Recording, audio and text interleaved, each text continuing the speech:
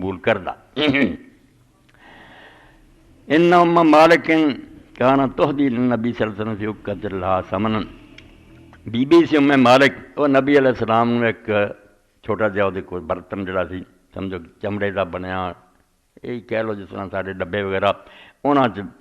تحفے کے طور کی بھیج دی فیاتی یا بنوہا یا سلون الن ولیس عندہم سیر بچے آؤندے تو ماں نوں آندے بس کپی چوں کڈ کے سانوں دے حالانکہ کوئی شے نہیں سی پتا میں دیر الذی کانت تہدی فی النبی صلی اللہ علیہ وسلم فی ثمن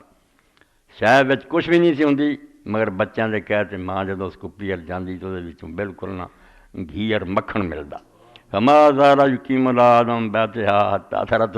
اپنے گھر نوں کئی مدت چوں گھیو کڈ کر کے کھواؤندی رہی گھر دا کم چلدا رہا حتیٰ کہ ایک دن انہیں نچوڑ دیتا فاتت النبی صلی اللہ علیہ وسلم فقال اثرتی ہے جدوں آئی تو آپ نے فرمایا نچوڑ دیتا ہی قالت نعم کہنے لگی ہاں قال لو ترکتیھا ما زال قائما